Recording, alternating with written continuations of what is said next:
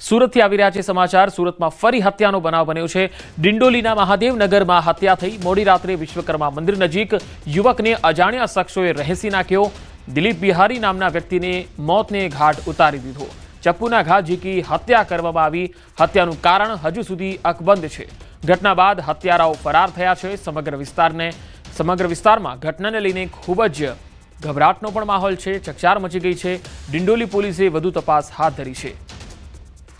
વધુ માહિતી મેળવીએ સુરતથી સંવાદદાતા કીર્તેશ પટેલ જોડાયા છે। કીર્તેશ, સુરતમાં ફરી એકવાર હત્યાનો બનાવ, આખો આ મામલો શું હતો? કોણ હતા હત્યારાઓ? બિલકુલ, સુરતના ડિંડોલી વિસ્તારની ઘટના છે। શ્રમિક વિસ્તાર છે અને અહીંયા કહી શકાય કે 5 રૂપિયા માટે સામાન્ય બાબતે હત્યાની ઘટનાઓ બનતી હોય છે। ત્યારે કહી શકાય દિવાળીના પહેલા દિવસે મોડી રાત્રે મહાદેવનગર ખાતે વિશ્વકર્મા મંદિર નજીક એક યુવકની હત્યા કરવામાં આવી હતી। યુવકનું નામ દિલીપ બિહારી હોવાનું સામે આવ્યું છે। ચપ્પુના ઉપરા છાપરી ઘા મારી હત્યા કરવામાં આવી હતી અને હત્યાનું કારણ હજુ પણ અંકબંધ છે। પણ જે પ્રકારે હત્યા કરવામાં આવી હતી તેને લઈને સમગ્ર વિસ્તારમાં ચકચાર મચી જવા પામી હતી। મેં પહેલા જ કીધું એમ કે આ વિસ્તાર શ્રમિક વિસ્તાર છે ને અહીંયા 5 રૂપિયા અથવા એક વિમલ ખાવા જેવા મુદ્દે પણ હત્યા થઈ જતી હોય છે। કારણ કે શ્રમિક વિસ્તારના લોકો છે આક્રમક મૂડમાં રહેતા હોય છે અને કહી શકાય કે આ વિસ્તારમાં આ પ્રકારની ઘટનાઓ સામાન્ય છે। ત્યારે વધુ એક હત્યાની ઘટના બનતા પોલીસ દોડતી થવા પામી હતી। જી કીર્તેશ, આભાર માહિતી આપવા માટે। તો સુરતમાં ફરી એકવાર હત્યાનો બનાવ બન્યો છે અને આ હત્યાના બનાવને લઈને હાલ પોલીસ સ્થળ પર પહોંચી સમગ્ર તપાસ કરી રહી છે। આ મામલામાં હત્યારાઓ કોણ છે અને ચપ્પુના ઘા ઝીકીને જે હત્યા થઈ છે, જૂની અદાવત હતી કે પછી બીજું કોઈ કારણ, આ સમગ્ર બનાવને લઈને હાલ તપાસ ચાલી રહી છે। રાજકોટમાં ધોરાજી ખાતે 2 પરિવાર વચ્ચે બબાલ થઈ। ખીજડા ચોકમાં 2 પરિવાર વચ્ચે મારામારી થઈ ગઈ। દીકરીની છેડતી કરતા યુવકને ઠપકો આપતા માથાકૂટ થઈ। લાકડી અને પથ્થર વડે હુમલો કરી દેવાયો। મારામારીમાં બંને પરિવારના 6 સભ્યો ઈજાગ્રસ્ત થયા છે। ઈજાગ્રસ્તોને સારવાર માટે હોસ્પિટલમાં ખસેડાયા છે। પોલીસે વધુ તપાસ હાથ ધરી છે।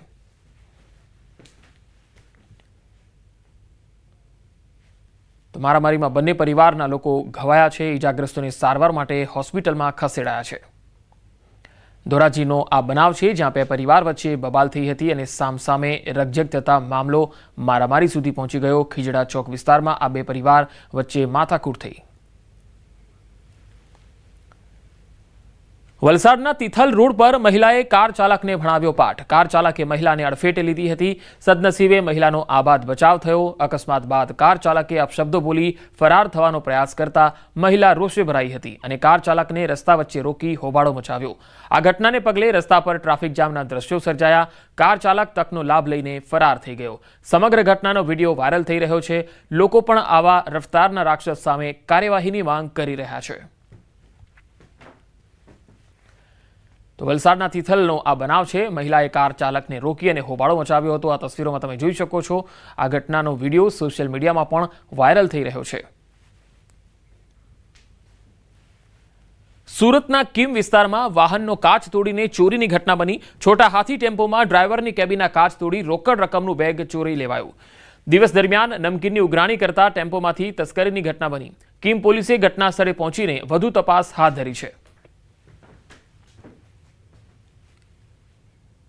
ધનતેરસના પર્વ પર સોનાની ખરીદી માટે સારા સમાચાર। સોનામાં પ્રતિ 10 ગ્રામમાં 7,000ના કડાકા બાદ થોડો વધારો થયો છે, જ્યારે ચાંદીમાં પ્રતિ કિલો 17,000ના કડાકા બાદ ભાવમાં ફરી એકવાર વધારો નોંધાયો છે। જોકે આ વધારો 7,000ના કડાકાની તુલનાએ ઓછો હોવાથી સોના ચાંદીની ખરીદીમાં ફાયદો થશે, જ્યારે સોના ચાંદીના ભાવ ઘટતા એડવાન્સ બુકિંગ કરાવનારને નુકસાન થયું છે।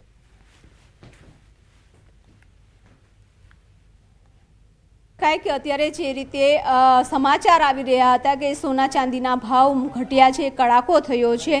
આજે ધનતેરસનો દિવસ છે। ધનતેરસના દિવસે લોકો છે તે સોના ચાંદીની ખરીદી કરતા હોય છે, પરંતુ છેલ્લા કેટલાય દિવસોથી સતત ભાવ વધતો છે તે જોવા મળી રહ્યો છે અને તો તેમ છતાં પણ લોકો છે સોના ચાંદીની ખરીદી કરતા હોય છે। અત્યારે શું સ્થિતિ છે આપણે જાણીશું। અમારી સાથે છે સંકેતભાઈ। સંકેતભાઈ, જે ગઈ રાતે સમાચાર આવ્યા હતા કે સોના ચાંદીના ભાવ ઘટ્યા છે, શું બેનિફિટ? આમાં તો એવું છે કે જે અત્યારે ચાંદીનો જે કડાકો થયો છે એ ચાંદીના લીધે ગોલ્ડ પણ ઘટ્યું છે સારું એવું। લાઈક કાલે આપણે કહીએ તો 1,30,000ની આસપાસ ગોલ્ડ જઈને આવ્યું છે અને રિવર્સમાં અત્યારે 1,32,000 દેખાડે છે। અને કાલે હાઈએસ્ટમાં 1,34,500ની આસપાસ સપાટી પહોંચી હતી ગોલ્ડની આપણે. અને આપણે એમ જાણી શકીએ કે અત્યારે જે રીતની પરિસ્થિતિ છે એ પ્રમાણે ગોલ્ડનો રેટ ઘટ્યો છે કમ્પેર ટુ કાલ કરતાં. તો આજે 12 વાગે ઓપન થશે નવા ભાવ, તો શું લાગી રહ્યું છે? આજે 12 વાગે ઓપન થાય એની ઉપર આધાર છે. અને મારા ખ્યાલ મુજબ કદાચ ઓપન થશે તો પણ 1,32,000થી 1,33,000ની આસપાસ સપાટી કદાચ ઓપન થઈ શકે છે. અને ઓપન થાય છે એની ઉપર આધાર રહે છે કે ગોલ્ડનો ભાવ અને ચાંદીનો ભાવ કઈ રીતના સતત ડાઉન થાય છે કે અપ જાય છે, એની ઉપર આધાર રહે છે બધો. આજે ધનતેરસ પણ છે અને ધનતેરસનું મુહૂર્ત બપોર પછીના છે, તો એડવાન્સ બુકિંગ છે તમારી પાસે કે એડવાન્સ લોકો બુકિંગ કરી ગયા હોય અને લેવા આવવાના છે? હા, અમારી પાસે એડવાન્સ બુકિંગ છે, કેમ કે અમારે એક વન ટાઈપ ઓફ સ્કીમ ચાલે છે અને એને અમે કીટી કહીએ છીએ. લાઈક 1 મંથ આપણે મહિને જે ઇન્સ્ટોલમેન્ટ કરતા હોય છે બધા, એવી રીતના અમારે પણ એક સ્કીમ ચાલે છે મહિને ઇન્સ્ટોલમેન્ટની. તો એ પ્રમાણે અમારી પાસે ઓલરેડી બુકિંગ છે જ. એટલે આમ જોવા જાય તો અમે બુકિંગમાં જ અત્યારે ચાલીએ છીએ, રિઝર્વમાં ચાલીએ છીએ. પણ છતાંય જે ભાવ તૂટ્યો છે એ પ્રમાણે અમે એવી આશા રાખીએ છીએ કે કદાચ અમને સારો એવો આજે રિસ્પોન્સ મળી શકે. તો ધનતેરસના પાવન પર્વ પર લોકો સોના ચાંદીની ખરીદી કરશે. લોકો શુભ મુહૂર્તમાં ખરીદી કરી રહ્યા છે. આજે સોના ચાંદીના ભાવમાં ઘટાડો થતાં ગ્રાહકો ખરીદી કરતા નજરે પડ્યા. સુરતમાં જ્વેલર્સને ત્યાં વહેલી સવારથી ગ્રાહકો સોના ચાંદીની ખરીદી કરી રહ્યા છે. ગ્રાહકોનું કહેવું છે કે ધનતેરસ પર સોનું ખરીદવું શુભ હોય છે, તેથી ઓછું સોનું ખરીદીશું. સોનાનો સતત ભાવ વધતો રહેતો ત્યારે બધા જ્વેલર્સ લોકોને એવું હતું કે ચોક્કસથી ભાવમાં એકવાર કરેક્શન આવશે. તો ગઈકાલે કરેક્શન આવ્યું એટલે લોકોમાં જે લોકોને ખરીદી કરવાની છે એ લોકો માટે ઉત્સાહનો માહોલ કહી શકાય. કારણ કે સતત વધતા ભાવની વચ્ચે જ્યારે થોડોક ભાવ ઘટી રહેલો છે તો એ બધા માટે ખૂબ સારી વાતચીત છે. ભાવ તો ઘણા વધી ગયા છે, પણ આપણે દર વર્ષે લેતા હોય એ આપણી ટ્રેડિશન જાળવી રાખવા માટે હું આ વર્ષે બી લેવા આવી છું. વધારે નહીં, પણ ક્વોન્ટિટી ઓછી થઈ જાય, પણ લઈએ ખરા દર વર્ષે. વડોદરાના મકરપુરા વિસ્તારમાં મગર આવી ચડ્યો. હાઈ સ્પીડ ટ્રેન પ્રોજેક્ટની સાઇટ પર મહાકાય મગર દેખાયો. કામના સ્થળે મહાકાય મગર જોઈ કર્મચારીઓ ફફડી ઉઠ્યા હતા. મગર એટલો મોટો હતો કે તેને રેસ્ક્યુ કરવા JCB મંગાવવું પડ્યું. હેમંત વઢવાણાની ટીમે ભારે જહેમત ઉઠાવી મગરનું રેસ્ક્યુ કર્યું હતું. મગરનું રેસ્ક્યુ કરવામાં 3 કલાક જેટલો સમય લાગ્યો હતો.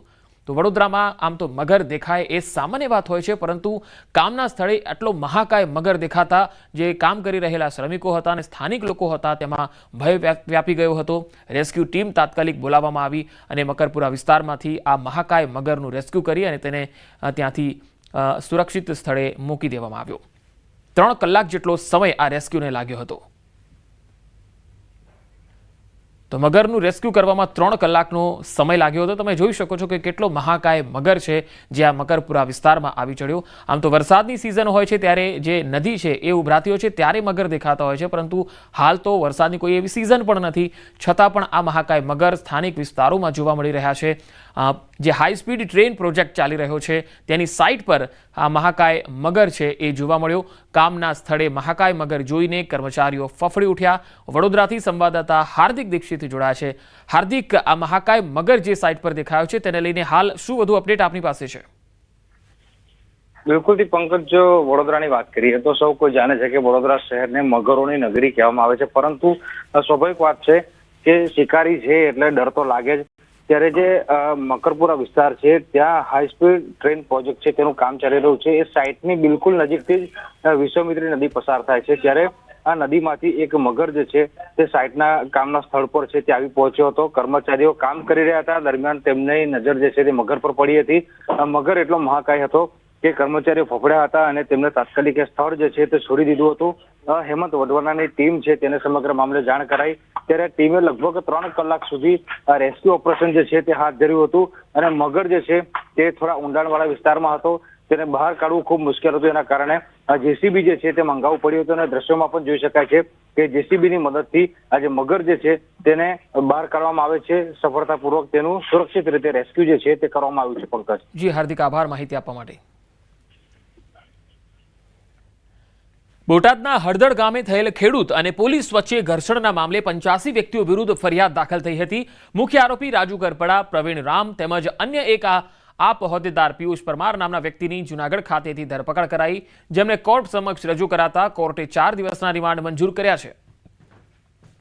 તો બોટાદમાં જે હળદર ગામે જે ઘર્ષણ થયું હતું, આમ તો જે આંદોલન થવાનું હતું તેને લઈને પોલીસે જ્યારે રોકવાનો પ્રયત્ન કર્યો ત્યારે ઘર્ષણ થયું હતું અને ત્યારબાદ 85 જે લોકો હતા તેમની અટકાયત કરવામાં આવી હતી, કારણ કે પોલીસ પર પણ હુમલો કરવામાં આવ્યો હતો.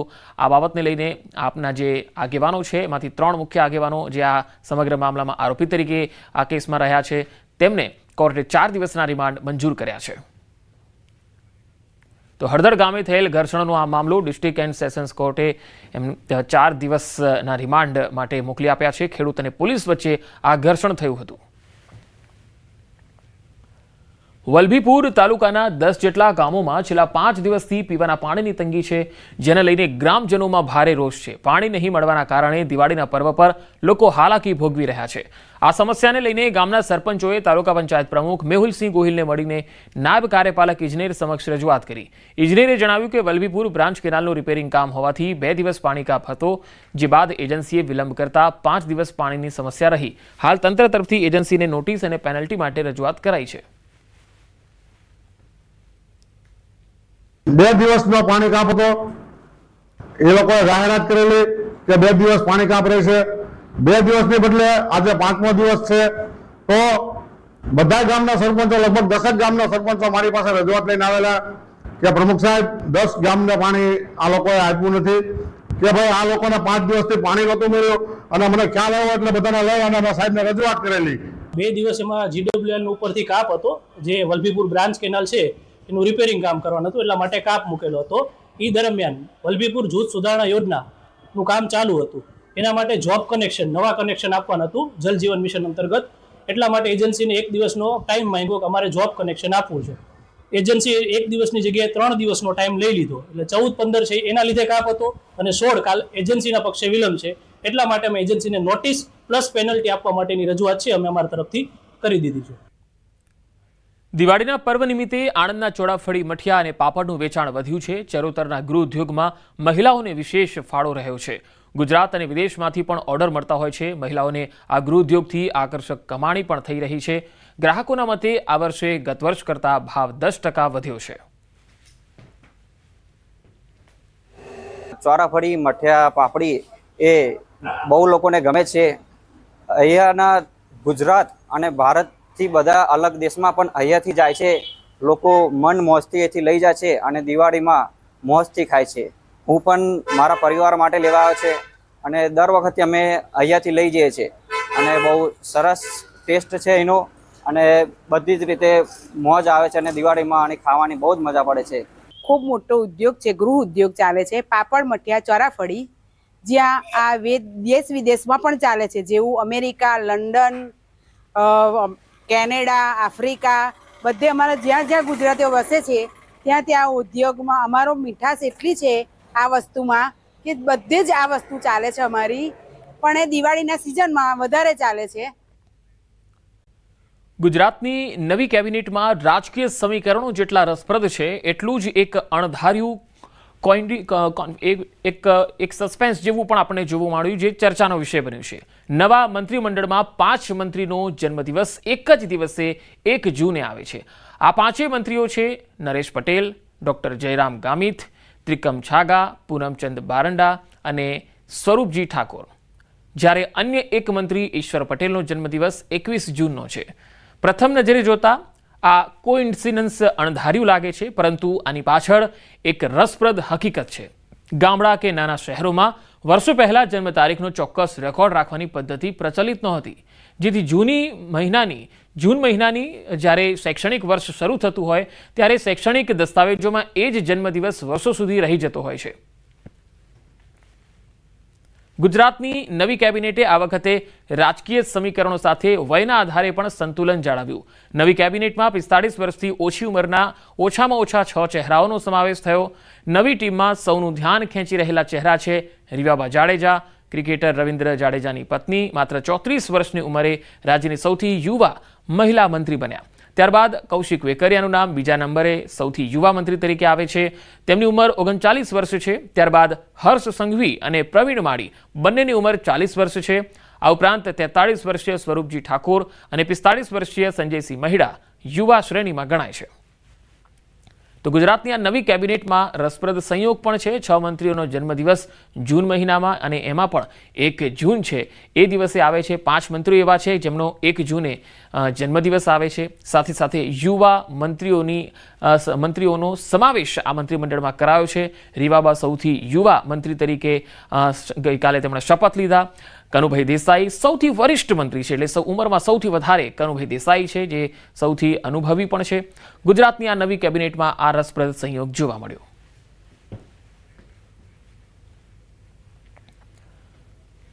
વડોદરામાં અકસ્માતમાં એક બાળકનું મૃત્યુ થયું છે. 2 વ્હીલર અજાણ્યા વાહન સાથે ધડાકાભેર અથડાયું અને અચાનક વળાંક લેતા 2 વ્હીલર વાહન સાથે તે અથડાઈ ગયું. અટલાદરા પાદરા રોડ પર આ બનાવ બન્યો. મોપેડ ચાલક પિતાને માથામાં ઈજા પહોંચી છે. ઈજાગ્રસ્ત પિતા સારવાર હેઠળ છે. તો આ માહિતી આવી રહી છે વડોદરાથી. અકસ્માતમાં એક બાળકનું મૃત્યુ થયું છે. 2 વ્હીલર અજાણ્યા વાહન સાથે ધડાકાભેર અથડાયું. અચાનક વળાંક લેતા 2 વ્હીલર વાહન સાથે અથડાયું. અટલાદરા પાદરા રોડ પર આ બનાવ બન્યો છે. મોપેડ ચાલક પિતાને માથામાં ઈજા પહોંચી છે. ઈજાગ્રસ્ત પિતા હાલમાં સારવાર હેઠળ છે. 2 અલગ અલગ તસવીરો આપણે બતાવી રહ્યા છે. એક તસવીર છે સીસીટીવીની અને બીજી તસવીર છે બનાવ સ્થળની. કોર્પોરેશને કહેવા માંગુ છે કે દિવાળીના તહેવારોમાં તમે આજુબાજુના વિસ્તારમાં જે લાઇટિંગ કરી રહ્યા છો એ લાઇટિંગ આ રોડ પર બી કરો જરા, તો કોઈનો જીવ જતો બચે, કોઈની દિવાળી બગડે ના. પરિવારમાં આ શોકનો માહોલ થઈ ગયો છે અત્યારે, જેને તમે ધ્યાન પર લો. અને એ રોડની હાલત એટલી ખરાબ છે કે તમને પોલીસ વિભાગ બી કહીને થાક્યો કે આ રોડને મોટો કરો, નહીં તો ડિવાઈડર લગાવીને જરા અને સેફટીમાં ધ્યાન આપો. પણ કોર્પોરેશન ઊંઘ ઉડાડતું નથી. એના કારણે અવારનવાર અકસ્માતો થયા છે. વધુ માહિતી મેળવી વડોદરાથી સંવાદદાતા હાર્દિક દીક્ષિત જોડાયા છે. હાર્દિક, આ મોપેડ ચાલકને જે ઈજા પહોંચી છે, પરંતુ જે ટક્કર મારનાર હતો એ વ્યક્તિ કોણ છે અને આ બાળકનું મૃત્યુ થયું છે ત્યારે પરિવારજનો શું કહી રહ્યા છે? બિલકુલથી પંકજ, જો આપણે સામાન્ય રીતે વાત કરીએ તો રસ્તા પર જ્યારે આપણે પોતાનું વાહન લઈને નીકળીએ, એમાં પણ ખાસ કરીને જ્યારે 2 વ્હીલર લઈને નીકળીએ ત્યારે તકેદારી રાખવું ખૂબ જ જરૂરી છે. કારણ કે આપણે સાંભળ્યું છે કે ઝડપની મજા મોતની સજા. આ એક જ આ જે છે તે તારા નાના પરથી કાઢી શકાય. કારણ કે એક પિતા જે છે તે પોતાના બીમાર બાળકને લઈને જતા હતા. તેમને પોતાનું વ્હીકલ જે છે તે ટર્ન કર્યું અને પાછળથી આવેલું જે વાહન છે તે વ્હીકલને ટકરાયું અને એટલો ગમખ્વાર અકસ્માત હતો કે જેમનું જે મોપેડ હતું તેના 2 કટકા થઈ ગયા હતા. સ્થળ પર જ 2 ટુકડા થઈ ગયા હતા. બાળકનું ઘટના સ્થળ પર જ મોત થઈ ગયું હતું. અને જો પિતાની વાત કરીએ તો બાબુભાઈ ચૌહાણ જે છે તેમને માથાના ભાગે ખૂબ જ ગંભીર પ્રકારની ઈજાઓ પહોંચી છે અને અત્યારે તેઓ સારવાર જે છે તે લઈ રહ્યા છે. ખાસ કરીને વાત કરીએ તો સમગ્ર મામલે જે પોલીસ છે તેમના દ્વારા ગુનો દાખલ કરવામાં આવ્યો છે. સામે જે વ્હીકલ જે છે તે આ મોપેડ સાથે અથડાય છે, તે વ્હીકલ ચાલકને પણ ગંભીર પ્રકારની ઈજાઓ પહોંચી છે, ત્યારે તેને પણ સારવાર જે છે તે આપવામાં આવી રહી છે. એટલે સમગ્ર મામલે પોલીસે ગુનો દાખલ કર્યો છે અને કાયદેસરની કાર્યવાહી જે છે તે હાથ ધરી છે અને વધુ તપાસ પણ હાથ ધરી છે. જી હાર્દિક, આભાર માહિતી આપવા માટે. વધુ સમાચારો જોઈશું એક વિરામ બાદ.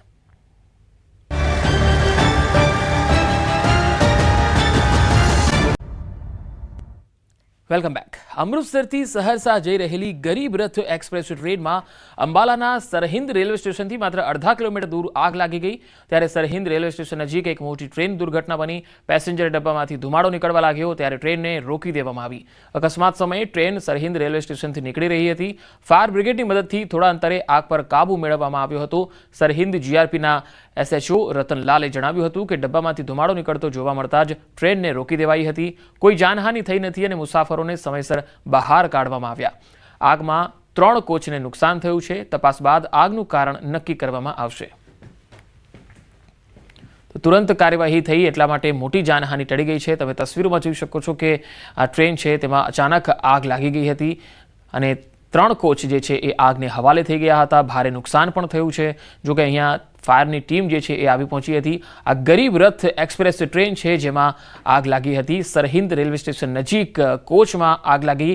1 કોચમાં આગ લાગતા એ 3 કોચમાં પરિવર્તિત થઈ ગઈ અને 3 કોચ ધીરે ધીરે આગના હવાલે થયા અને ભારે નુકસાન થયું. જોકે તમામ મુસાફરોને સરળતાથી બહાર કાઢી લેવામાં આવ્યા, જેથી મોટી જાનહાનિ ટળી ગઈ હતી. અને થોડી વાર માટે અહીંયા ટ્રેનનો જે વ્યવહાર છે, આવાગમનનો જે વ્યવહાર છે એ ખોરવાઈ ગયો હતો. અનેક ટ્રેનો વિલંબિત થઈ હતી અને અનેક ટ્રેનોને રોકવી પડી હતી. તો અમૃતસરથી આ તસવીરો આવી રહી છે. તુરંત કાર્યવાહી થઈ હતી. આ ટ્રેનની આ તસવીરો તમે જોઈ શકો છો. આગ લાગી ત્યારે આ પ્રકારની તસવીરો ધુમાડાના ગોટે ગોટા જોવા મળતા હતા અને સરહિંદ રેલવે સ્ટેશન નજીક આ બનાવ બન્યો હતો. ફાયરની ટીમે પાણીનો મારો ચલાવ્યો હતો અને આગ પર કાબુ મેળવી લીધો હતો. જો કે આગ કયા કારણોસર લાગી તે સામે નથી આવી શક્યું.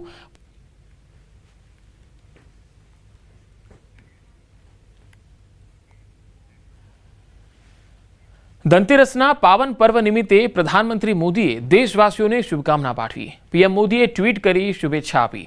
તેમણે ટ્વીટ કર્યું કે દેશભરમાં રહેતા મારા પરિવારના બધા સભ્યોને ધનતેરસની ખૂબ ખૂબ શુભેચ્છાઓ.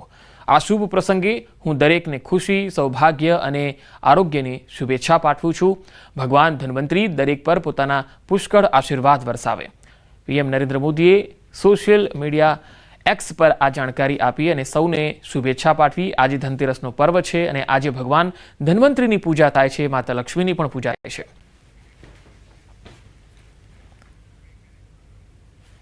પ્રધાનમંત્રી મોદીએ દેશવાસીઓને શુભેચ્છા પાઠવી, ખુશી, સૌભાગ્ય અને સ્વાસ્થ્યની શુભેચ્છા આપી. આજે ધનતેરસનું પર્વ છે ત્યારે દેશભરમાં આજે ધન્વંતરી ભગવાનની પૂજાનું જે વિધાન છે, મોટાભાગે હિન્દુ તહેવારોમાં ધન્વંતરી ભગવાનની પૂજા થતી હોય છે. કચ્છમાં સરહદી વિસ્તાર ખાવડા રોડ પાસે બે ટ્રેલર વચ્ચે અકસ્માત થયો. અકસ્માતને પગલે રસ્તો બંને બાજુથી બંધ થઈ ગયો. લાંબી લાઇનમાં વાહન ચાલકો ફસાતા ભારે મુશ્કેલી પડી. ટ્રાફિક પોલીસ ઘટના સ્થળે પહોંચી અને વ્યવસ્થા સંભાળી હતી. તો બે ટ્રેલર વચ્ચે અકસ્માત થયો તેની તસવીર તમે જોઈ શકો છો. સરહદી વિસ્તાર ખાવડા રોડ પાસે બે ટ્રેલર વચ્ચે અકસ્માત થયો હતો, જેના પગલે રસ્તો બંને તરફથી બંધ થઈ ગયો હતો, બ્લોક થઈ ગયો હતો અને તેના કારણે ટ્રાફિક જામ પણ થયો હતો. લાંબી લાઇનમાં વાહન ચાલકો ફસાઈ ગયા હતા. તેના કારણે અનેક વાહન ચાલકો અટવાતા મુશ્કેલીનું સર્જન થયું હતું. ટ્રાફિક પોલીસ અહીંયા સ્થળ પર આવી પહોંચી હતી અને ત્યારબાદ ઘણા સમય પછી આ વ્યવસ્થા જે છે એ પૂર્વવત થઈ શકી હતી. તો અકસ્માતને પગલે રસ્તો બંને તરફથી બ્લોક થઈ ગયો હતો. બે ટ્રેલર વચ્ચે આ અકસ્માત થયો હતો. તસવીરો કચ્છના ખાવડા રોડથી આવી રહી છે. અકસ્માત કઈ રીતે થયો તે હજુ સામે આવી શક્યું નથી. કચ્છથી સંવાદદાતા મેહુલ સોલંકી મારી સાથે જોડાયા છે. મેહુલ, આ જે અકસ્માત થયો એ કઈ રીતે થયો, કોની ભૂલ હતી? જી પંકજ, ચોક્કસથી વાત કરી તો સરહદીય વિસ્તાર જે ખાવડા છે ત્યાં પાસે ખાવડા રોડ પર સામસામે ટ્રક આવી જતા આ અકસ્માત છે તે સર્જાયો હતો બે ટેલર વચ્ચે, જેના લીધે અકસ્માતના પગલે છે તે રસ્તો બંધ થઈ જતા છે તે લાંબો ટ્રાફિક જામ છે તે સર્જાયો હતો. બંને બાજુ છે તે ગાડીઓના થપ્પા છે તે જોવા મળ્યા હતા.